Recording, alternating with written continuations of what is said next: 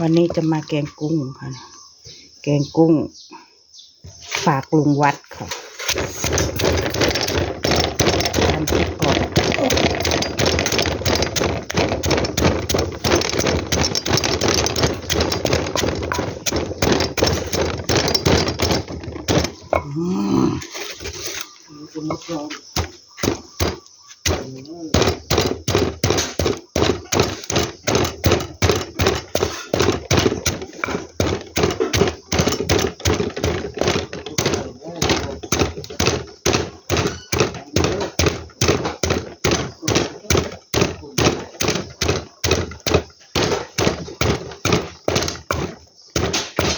เข้าไป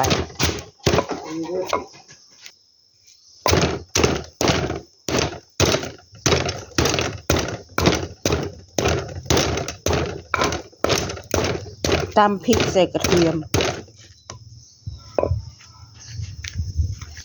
ตำพริกใส่กระเทียมใส่เซรี่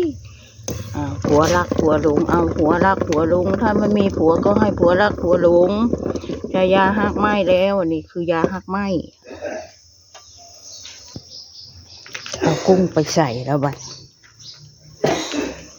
เดือดแล้วจะเอากุ้งลงค่ะกุ้งลงแกงกุ้งลงวัดเด้อพี่น้องมานี่ใส่1 ช้อน2 ช้อนโอนเยอะนะ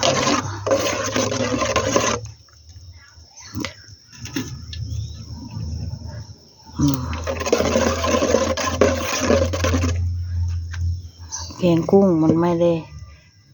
นานหรอกเพราะว่ากุ้งมันสุกเร็วนะเห็นไหมเนี่ยชิมเบิ่งก่อนเด้อ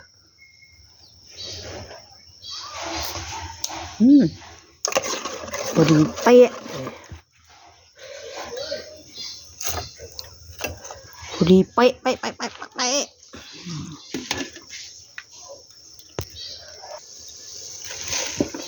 ชอบดังแบบธรรมชาติใส่ผักไป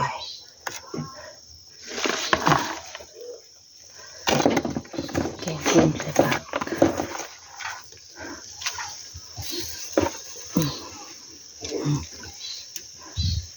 กุ้งเลยกินหลายวันเลย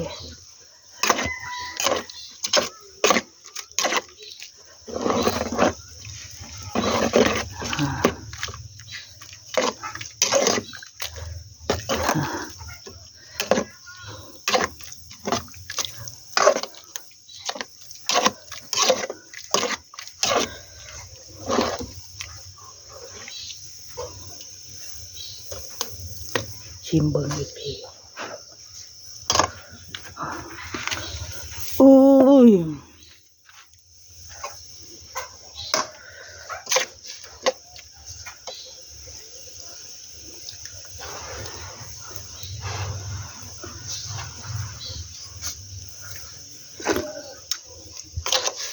โอ้ย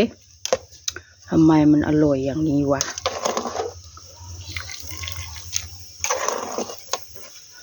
โอ้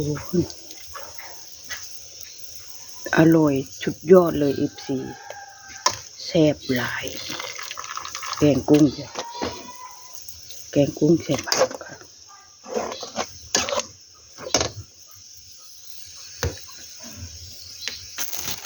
นี่ค่ะกุ้ง2 ถุงเอาไปฝากย่าก่อนย่าจะไปลงวัดค่ะ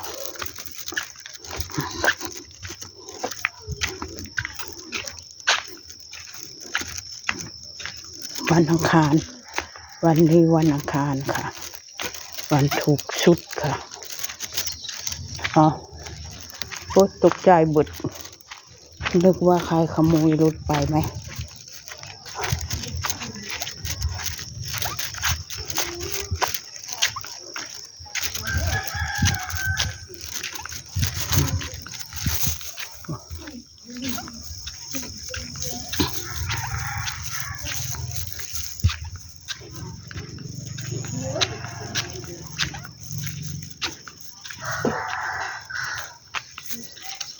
มืดฝนแท้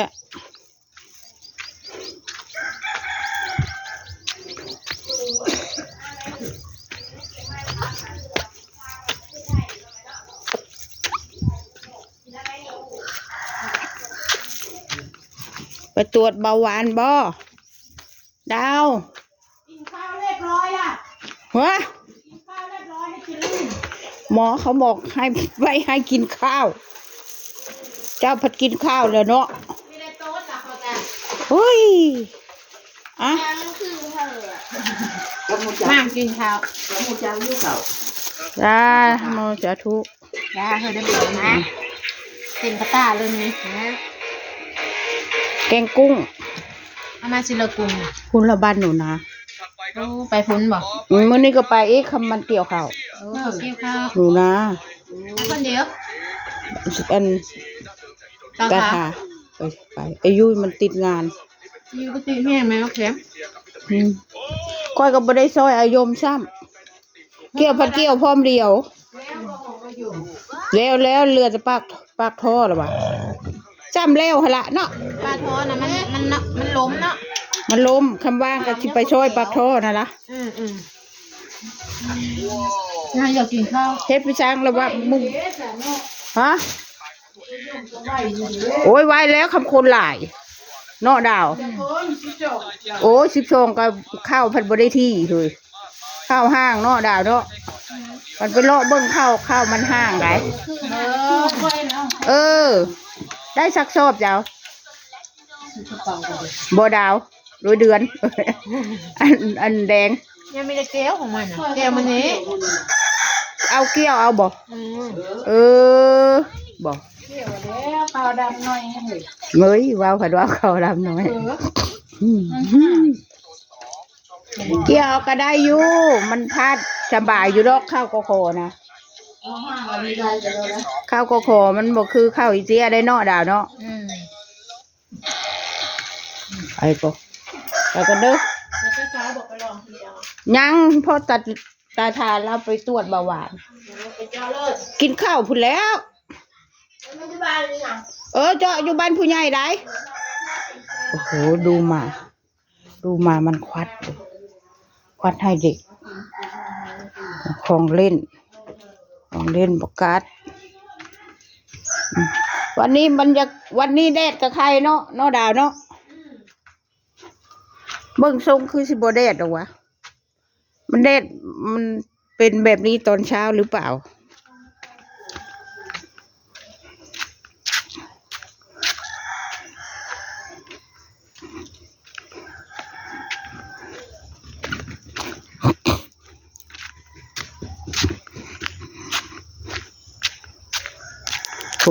ไอ้แดงรอไปซื้อกับข้าวแล้ว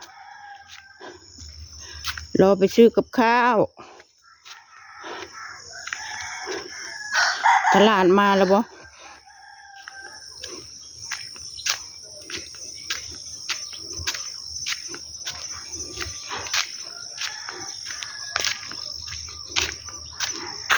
บ้านยายโอเคค่ะประมาณนี้ทางออกไปซื้อกับข้าวค่ะขอจบคลิปแค่นี้นะคะอย่าลืมกดไลค์กดแชร์สับสไครบ์ให้ยายด้วยค่ะขอบคุณค่ะ